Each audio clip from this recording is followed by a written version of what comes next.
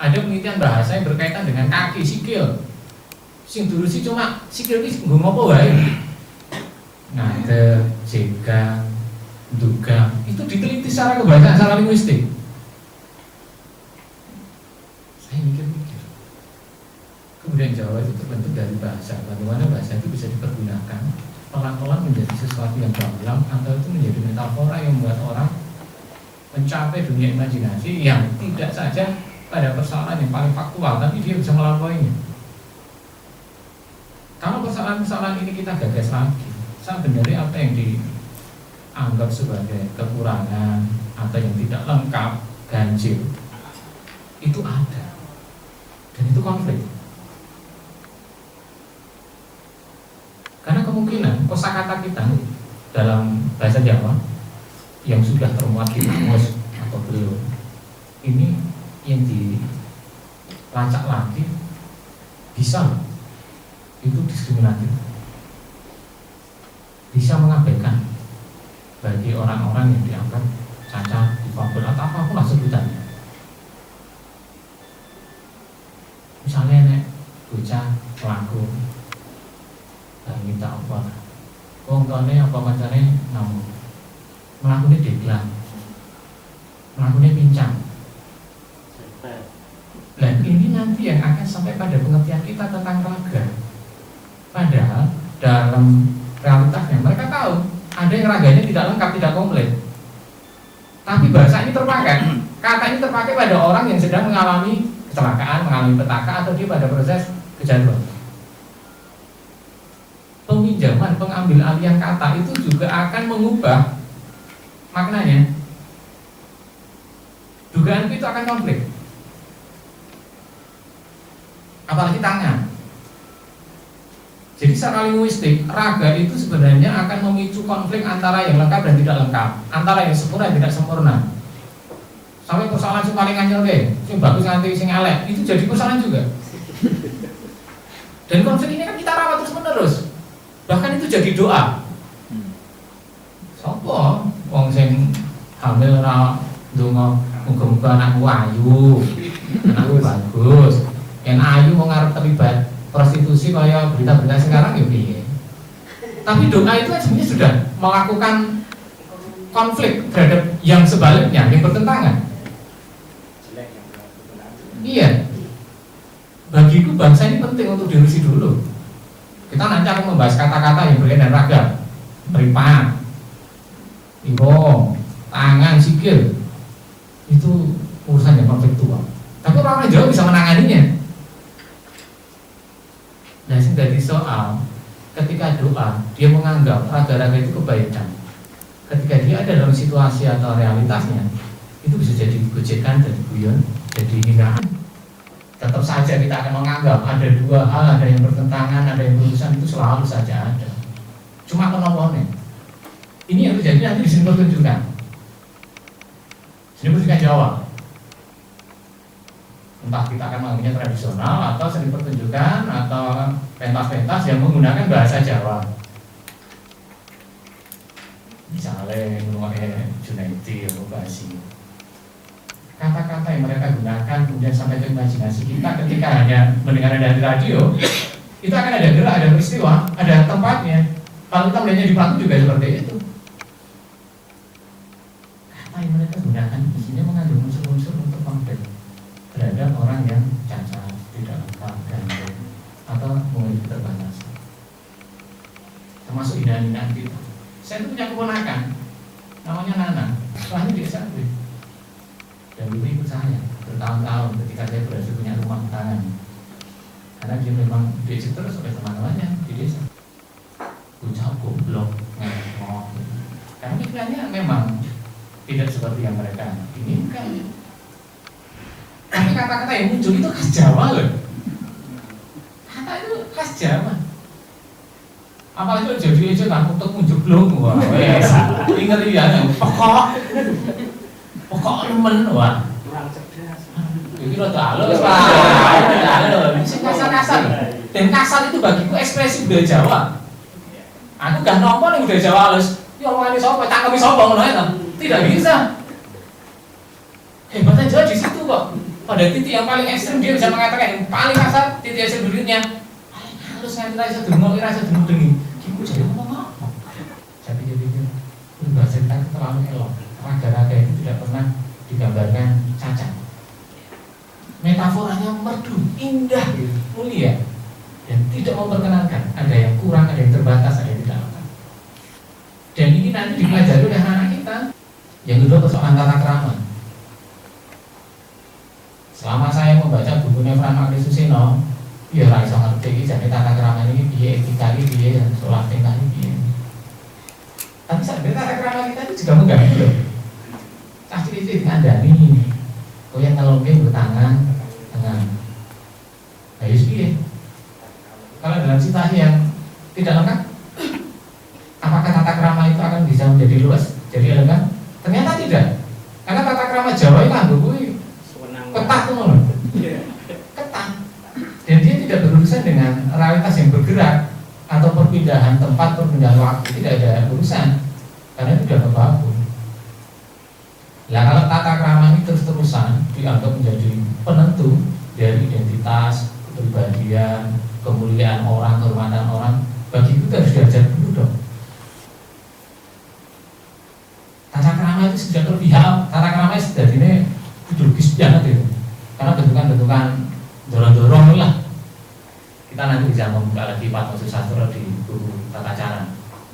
Yang ini jadi ada bujekan-bujekan. Apalagi nanti kalau kita membaca Rangga Warsito, Micain Poli. Tata krama dalam bekerja, dalam interaksi pergaulan itu akan menentukan cara orang memahami raga, termasuk mengucapkan kata dan perbuatan. Itu ada. Buku-buku impres, buku bacaan anak di masa Orde Baru sejak tahun 73 sampai tahun 92 itu sering menggunakan tokoh-tokoh yang lantas diteladani demi pembangunan nasional, demi pelaksanaan Pancasila secara murni dan konsekuen. Di sana kadang-kadang ada tokoh-tokoh di bawah yang sebenarnya mereka mencerminkan Pancasila. Meskipun secara ideologis kita akan menduga ada kepentingan dari pemerintah atau Soeharto untuk melibatkan semua pihak agar jadi manusia Pancasila, agar jadi orang yang menyukseskan pembangunan. Meskipun cerita-cerita itu sebenarnya hanya ingin mengantarkan anak pada butir-butir keempat, bukan pada pemahaman terhadap saudara atau sesama yang memiliki ketidaklengkapan dalam perspektif Orde Baru. Tapi di sini kita anggap Orde Baru sempat membuat tokoh-tokoh itu. Jadi dia punya hak. Meskipun kalau kita membaca undang-undang, membaca Pancasila atau butir-butirnya yang dijeletrek di halaman belakang buku tulis di masa sekolah, jadi kiranya sih nggak tahu kita kan difabel apa. Jadi jadi rotok jahat itu. Kalau tidak mampu melakukan proses penerangan terhadap itu. Nah, cara untuk melakukan kritik terhadap Orde Baru itu dulu pernah dilakukan oleh Arifin Cino. Mumpung saya bagiannya apa nanti sekalian lah. Sajane kan ngomong Arifin Cino itu ada isu apa sederhana apa. Beliau sing paling muda. Di sini ada lakon orkes madu. Mereka akan bicara tentang kebebasan, tentang demokrasi, tentang hak-hak orang miskin di kota, pemerataan, untuk kesejahteraan, untuk kemakmuran. Tapi mereka harus bermufakat dulu. Tapi caranya bermufakat, orang-orang punya hak untuk mengekspresikan itu dengan demonstrasi, dengan cara rapat untuk mengajukan tuntutan-tuntutan dalam lembaran kertas secara resmi, atau melalui lini-lini yang diperkenankan oleh pemerintah atau militer. Ini tengahnya oke. Yang ini juga punya kawan, ada dewa-dewa yang diturunkan. Ada nuansa Jawa lah. Karena Arifin Cino dulu sekolahnya di Solo, pas mereka Sopraminata jadi di Solo. Jadi rapat. Siapa sih setuju demokrasi? Siapa yang setuju kita akan melakukan perjuangan demi kesetaraan hak, demi kemakmuran kita? Kalau setuju angkat tangan. Angkat tangan kabeh. Lah ini tokoh jenenge si Buntung. Aja lenteng, dia pengen setuju. Angkat tangan. Pimpinan ini nesu-nesu. Kowe setuju ora? Ini setuju angkat tangan. Tidak angkat tangan. Dianggap tidak setuju. Koncone kan udah bingung. Kowe setuju ora? Cangkeme ngomong, aku setuju. Lah iya angkat tangan. Matamu aku ra tangan gitu. Lah kowe setuju? Setuju. Gagal sampai pada konsensus, sampai mufakat. Demokrasi akhirnya kalau dalam pengertian sekarang emang udah nganggo metafora demokrasi yang pincang, demokrasi yang rusak, demokrasi yang cacat atau apapun lah. Ya wes, bicara dia. Sekarang siapa yang setuju kita meraih kemakmuran, kesetaraan hak, persamaan, kewajiban untuk memuliakan negara dan bangsa? Saya setuju, ngomong. Setuju? Jawab, setuju. Ada tokoh jenenge si bisu. Wah, ini marai geger. Kowe setuju ora? Kene ngeteni ukuran kowe tok ini setuju berarti ini bulat. Demokrasi yang bulat. Tidak bisa. Ternyata apa yang dilakukan Harry Vincent itu hinaan yang paling telak untuk demokrasi Pancasila. Itu nyata-nyata diskriminatif. Dan itu muncul dari kalangan, kalau menurut saya, kekuasaan yang bernuansa Jawa, karena Soeharto itu yang mengusung nilai-nilai Jawa dalam kekuasaannya. Budaya Jawa bagi saya harus diajar, apalagi budaya Jawa yang dipakai oleh Soeharto menjalankan rezimnya. Karena memang itu mengajarkan kita untuk bermusuhan, untuk konflik, untuk saling menghancurkan. Di buku pelajaran yang saya koleksi, saya ingin mengurusi lagi persoalan pendidikan imajinasi lagawi yang diajarkan pada anak-anak SD. Dan itu menjadi ingatan kolektif. Raga itu bagi orang Jawa diindah-indahkan. Itu berarti diindah-indahkan. Meripat, irung, untu. Untuku kerawak. Neng arep ora kerawak, tapi kanggone wong Jawa iki enek istilah-istilah sing khas, indah gitu loh. Irung pesek kok ora itu, pokoke yen pas gandrung iki kabeh dadi apik. Dan itu dikuatkan oleh para sastrawan dan kemampuan orang melakukan pendidikan tentang raga yang diajarkan pada anak-anak. Jadi mereka mengetahui driji sing apik kok ngopo iki driji jempol kabeh iki darane elek ngono. Itu semuanya tergambarkan karena juga disokong oleh kesenian. Seni yang menjadikan tubuh itu sebagai pernyataan paling utama. Misalnya tari. Jadi pendidikan bagi saya itu akan membentuk kemampuan anak untuk mendefinisikan diri secara raga dan dia melihat orang lain dengan raga. Kalau yang indah-indah dia miliki diajarkan dari SD sampai SMP, lalu tidak ada yang kebalikan atau cara orang mengajar agar ada kesetaraan atau toleransi, tenggang rasa, maka di sini sudah timpang. Ini permasalahan pendidikan. Yang kedua, tidak ada usaha dari para penulis buku pelajaran bahasa Jawa atau teks-teks sastra yang menyuguhkan biografi. Biografi tokoh-tokoh kita itu jarang yang menempatkan orang-orang yang memiliki kemuliaan, kehormatan dan martabat dari kalangan difabel itu menjadi tokoh atau peradaan. Jadi dulu saya itu terkesima ketika mendapatkan buku bacaan anak judulnya Braille. Itu buku Panijo, terbitan Kolom 5, terbitan Jakarta. Itu buku bacaan anak. Bagaimana dia membantu bapaknya secocok. Kemudian dia memiliki misi kemanusiaan yang akan mengubah sejarah dunia. Orang yang buta, dia yang paling sadar dengan teknologi. Berarti teknologi itu sebenarnya akan menyempurnakan persoalan-persoalan ragawi, termasuk penemuan-penemuan alat-alat yang nanti dipergunakan oleh kalangan difabel. Buku biografi itu ada. Lalu kalau kita bicara tentang Mesir, sejarah Mesir itu penentunya bukan orang-orang yang berpolitik menjadi jenderal. Di sana ada Toha Hussein, seorang buta, tapi dia yang membuat novel, membuat risalah-risalah politik, risalah pendidikan, yang menjadikan Mesir itu bergerak menjadi negara besar.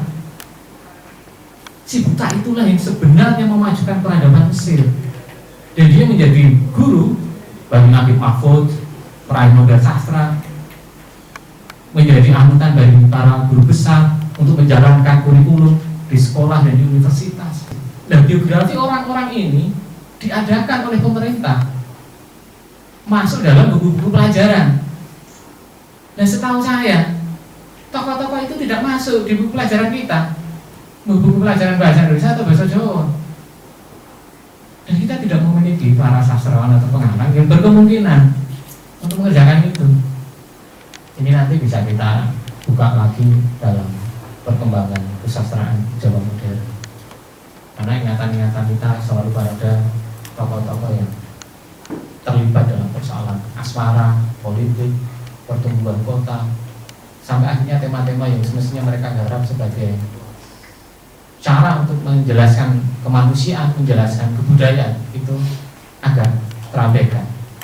Dan yang saya pikir sing Janeko itu penting disampaikan ke Kementerian Pendidikan dan Kebudayaan atau dinas-dinas yang ada di Jawa Tengah, di Jawa Timur atau di Yogyakarta, kalau mereka mau mengadakan kongres bahasa, kongres budaya Jawa, aku tahu tentang kongres. Nama gue ya jago bahasa Jawa, ya apa-apa. Mereka mestinya mempersoalkan pembuatan buku pelajaran untuk anak-anak SD, karena bagi itu buku itu sebenarnya yang akan membentuk kejawaan anak-anak itu ketika bertumbuh besar. Yang nganti sok gede gerangan kaya aku dituduh orang Jawa nih, sing salah butuh bocah, sing salah mesti guru-gurune, sing salah meneh mesti sing gawe buku, sing salah meneh mesti sing pakar-pakar dan pemerintah yang menjadikan itu sebagai kurikulum. Itu kesalahan besar. Dan saya tidak berani menggunakan mereka masuk neraka, karena itu sudah jadi usaha kok, senajan gagal gitu. Karena kita tidak boleh mendoakan dengan guru. Jadi nanti kalau ada rekomendasi, saya ingin pencatatan terhadap buku-buku pelajaran. Terima kasih.